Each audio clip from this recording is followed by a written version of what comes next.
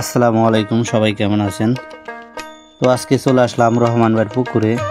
তো টানা কয়েকদিন বৃষ্টির কারণে রহমানবাড় যে পুকুরটা সেইখানে কিছু মাছ মারা গেছিল, যার কারণে আমার জানানোর পর আমি ডাক্তারে নিয়ে আর কি সরাসরি পুকুরে চলে আসি।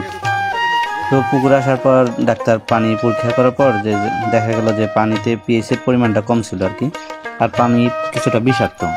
সব কিছু পরীক্ষা নিরীক্ষার পরে এর আগে আমরা কিছু অ্যাকুয়াপিওর এবং অক্সিজেন দেওয়া হয়েছিল, অক্সিজেন ফল হওয়ার কারণে। তো সব কিছু দেওয়ার পর মাছটা আর কি নিয়ন্ত্রণে আসছে।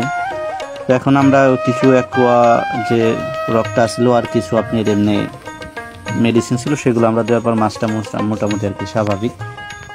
তো এভাবে যারা মাছ চাষ করেন বা মাছ চাষ করতে চাইতেছেন, তো অবশ্যই ডাক্তারের পরামর্শ নিয়ে যদি কোনো সমস্যা হয় যে পুকুরে এরকম কোনো সমস্যা হয়ে থাকে, মাছ মারা গেছে, মাছগুলো বেশি আছে বা অক্সিজেন ফল্ট করছে, তো আপনার ডাক্তারের সাথে পরামর্শ বা যেখান থেকে খাদ্যগুলো নিয়ে খাওয়ান সেইখানে পরামর্শ করে আর কি আপনারা পরামর্শ নিয়ে মাছগুলো আর কি দেখাতে পারেন বা পুকুরগুলো দেখাতে পারেন, সেবাগুলো নিতে পারেন।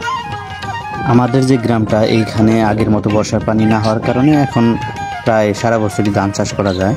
তো এই যে অ্যাকোয়ারক, এটা আমরা প্রথমে না দিয়ে ফার্স্ট টাইমে আমরা যে ব্যাকটেরিয়াল অ্যাকোয়া আছে, এটা ফার্স্ট টাইমে প্রথম দিন দিবে।